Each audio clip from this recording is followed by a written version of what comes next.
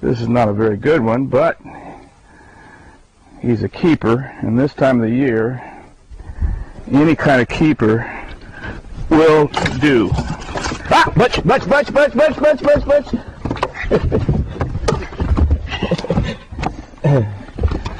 There is a fall-time Don Pedro largemouth, and Butch loves them. Here, let's get this guy back in the water. Good morning. That's the first bite of the day. This is Steve Green here with Butch and your old buddy Tony Stoltz. We're on Lake Don Pedro this morning. This is second weekend in October. Don Pedro is notorious for being a tough lake this time of the year. Fish like what we just threw back would stay in most guys' bag for a tournament. Don Pedro, Lake Don Pedro is one of the chain of foothill lakes that ring the San Joaquin Valley. Deep structure lake. Very little wood right now because the lake's receded to about 60% of capacity. Lake Don Pedro is a 2 million acre enclosure operated by Turlock Irrigation District. It dams the Tuolumne River, and it has 6 or 8 major contributaries. Great fishery. Hard this time of the year. In the spring, you'll see 30-pound bags here, easily. We're going to go along this bank and rip a little bit more. I started out this morning throwing a crankbait, didn't get bit. Fish are moving a little bit slower this morning than they have been. So what I'm throwing now is a Stacy and just giving it a little rest between casts. Go along this bank a little further, see if we catch another one. One or two. If you're going to get bit, you're going to get one or two, maybe.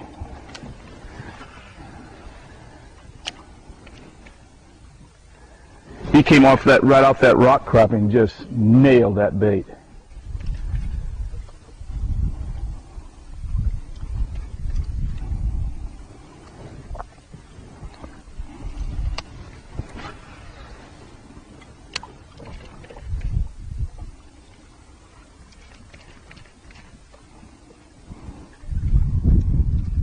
Got Butch's attention. Now he's up here.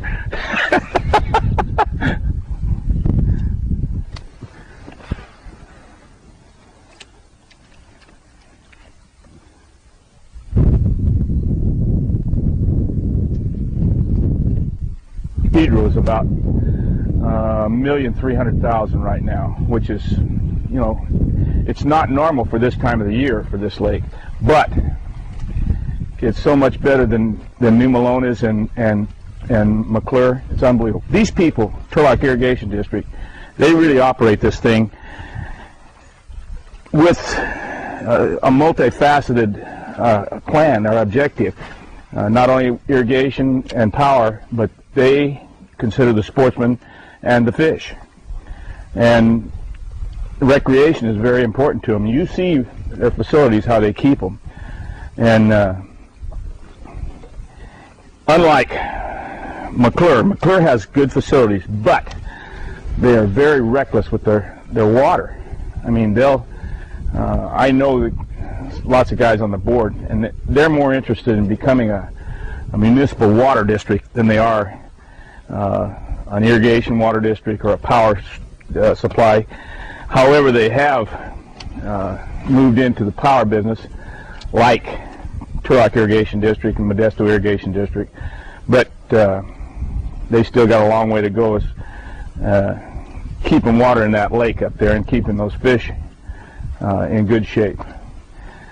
We got here, this impoundment holds 2 million acre feet, and you can see up there where the brown grass is. That's all the fuller that they could let this lake get this year, because we had such an early spring and such an early snowmelt.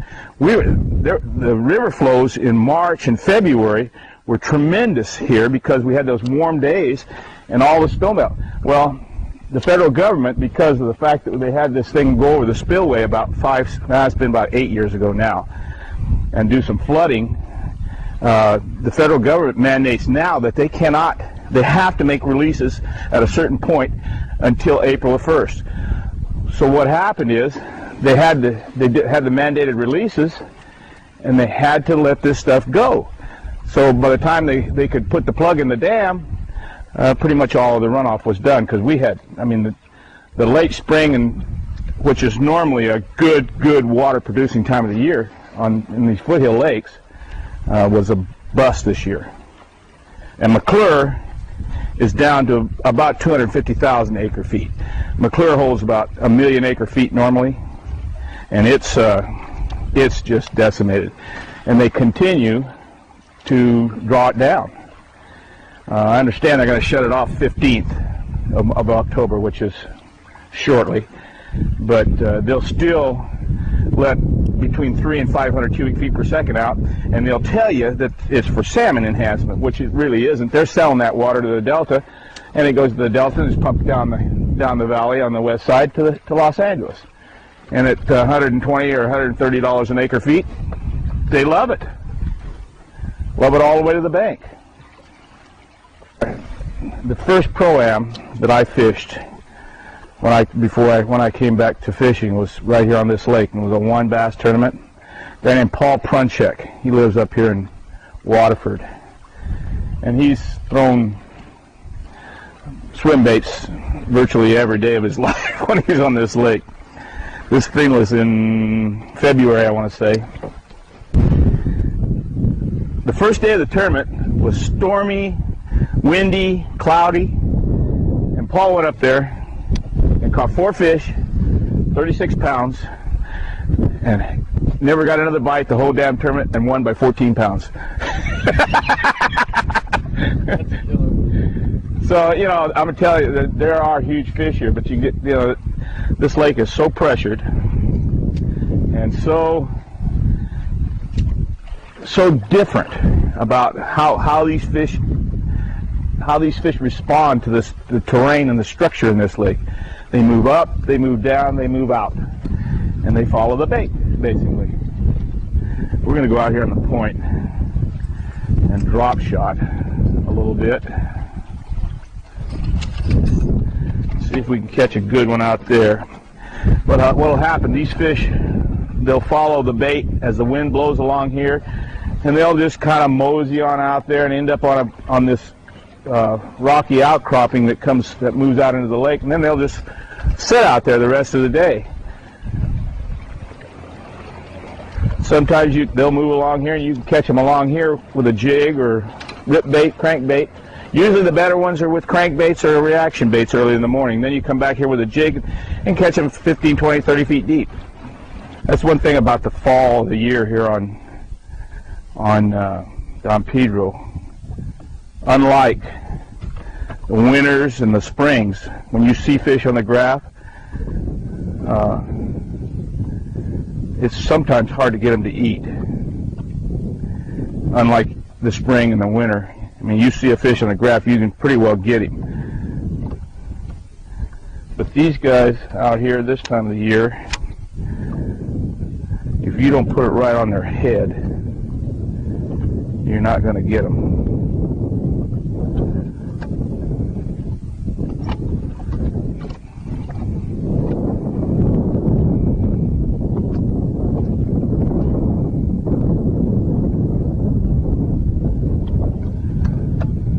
Bank. This might be a jig bank today.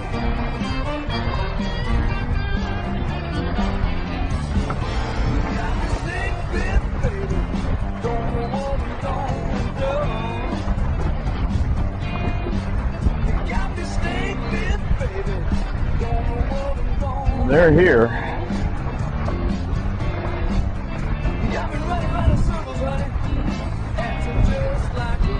There he is.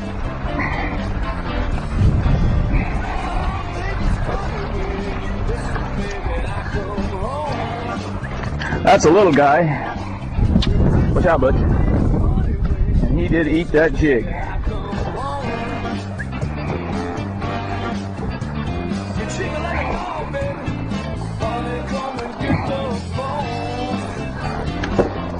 That's a little little largemouth. That's not a keeper, but they're here.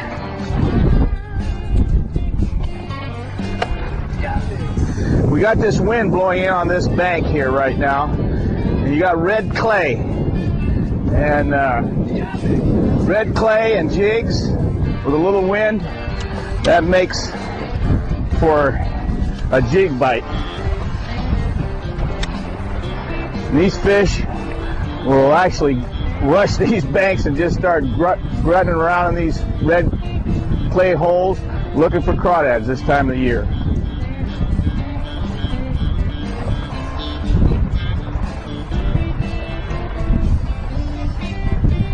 See if we can't get a little better one up here.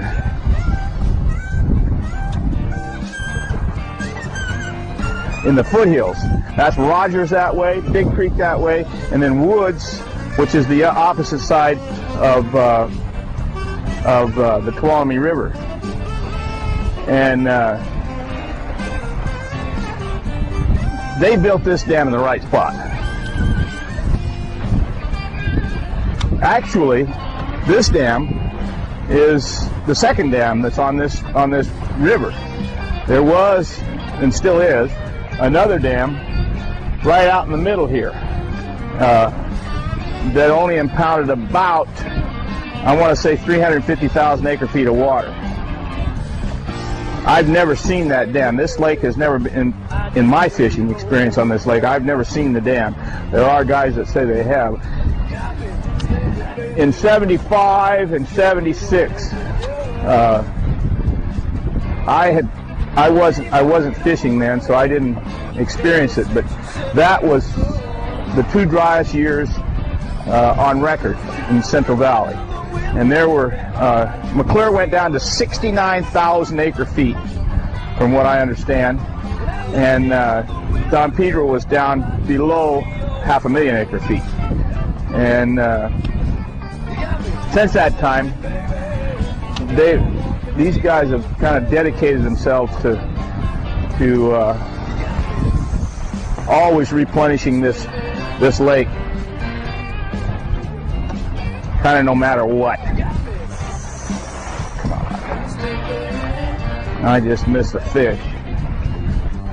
I was up at Clear Lake one time, over on Highway 12, along kind of halfway between Lucerne and Glen Haven. There's a point over there. And these mergansers were on the bank, all screwing around there. All of a sudden, they started taking, and I was probably here to that point from, they just started taking off one at a time, getting in and got in a line. In a perfect line out across this deal.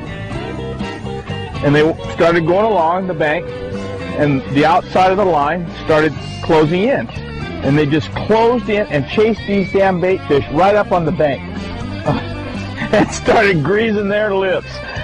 You won't see a group as aggressive as that. I mean, they are, see, they go along, and they'll find a school of fish, and they just gobble them. You won't see them that aggressive, very seldom. But they're the same as fish. I mean, the seasons are changing, and they know that. Or they feel it, or instinct tells them.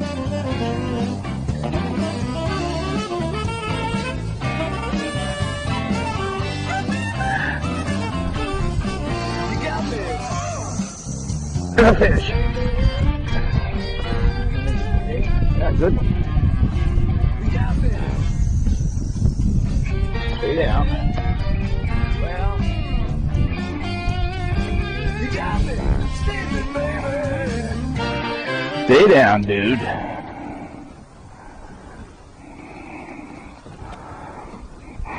This is the kind you win tournaments with on this lake.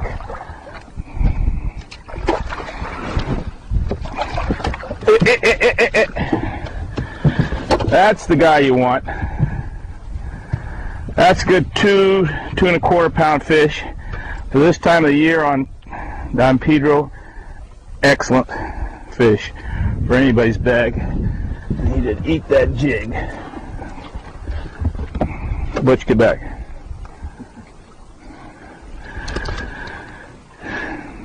That's the kind you want. I'm going to show it. This is for Andy's benefit. This is universal. It works in any lake, in any body of water, at any time. Spring, summer, fall, winter, they eat this jig. And Andy knows too. Another one. Oh, he came loose. That was a smallmouth. This one. This is a little bitty guy. But he's coming to the surface right quick, and that's a smallmouth. There are a bunch of smallmouth right here. That being a little bitty guy. Butch, you ready for this one? I saw those guys down there earlier, and I thought maybe there might be a good one in there. There might be yet. Let's keep doing this. You know, all of us started out just fishing for fun, you know, out here, us against the fish. And as you kind of evolve into this tournament scheme, you become more pre-fishing dude. I'm to that point where I enjoy fishing, any kind of fishing, but I pre-fish and then I tournament fish. Those are the two types of fishing I do. And I won't go, if I go to a point and I start catching fish, I catch one or two good ones, I'm out of there. I'm not going to sit there and drain this thing. And a lot of fun guys, and I did it before too. A lot of fun guys will pull up on a point and they start catching fish. They'll catch them all until they stop. And there's nothing wrong with that. But if you're going to fish tournaments and you're looking for the kind of fish that can win a tournament, then you can't do that and be successful. There's one. This was very small.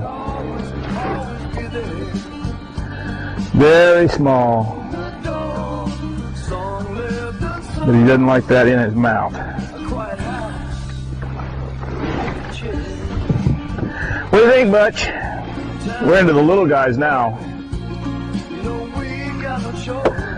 Little guy chasing bait.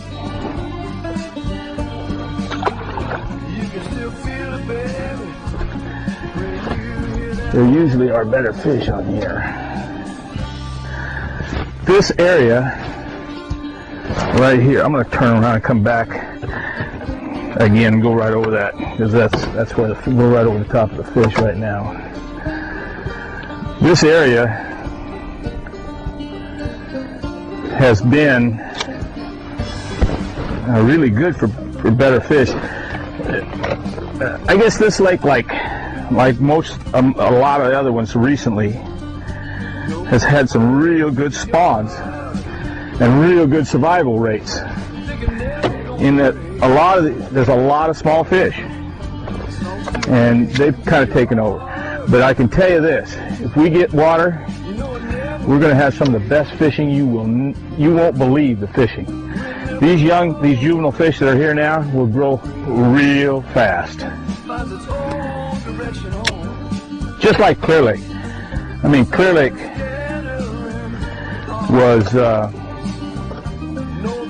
has got more small fish in it than I've seen in years. And those juvenile classes are going to come on, and we're going to have tremendous fishing there. As long as the water and the bait holds out, and we don't have a big freeze or something like that, some catastrophic that causes big change or a die-off.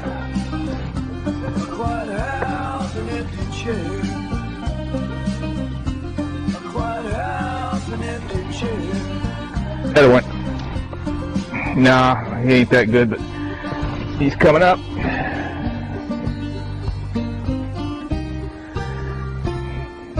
Just like the other ones.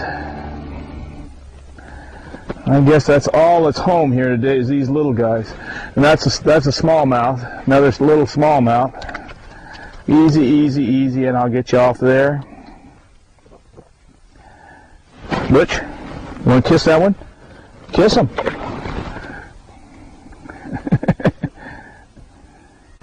First cast.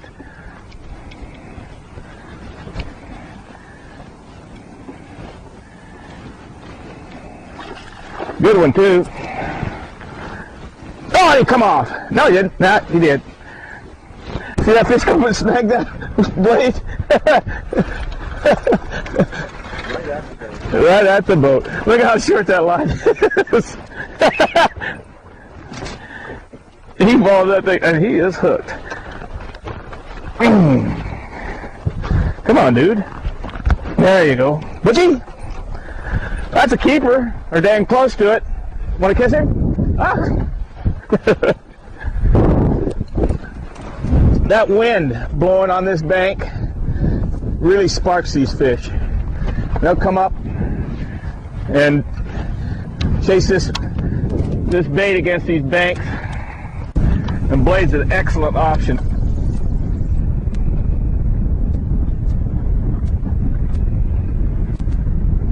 What I think's happened here is this: when this wind came up, this cold front passed, and it's kind of got these fish just turned off. We haven't really had a bite since that spinnerbait fish way back an hour and a half or so ago, till that wind came up. And I think these fish have just about said enough is enough for you guys today.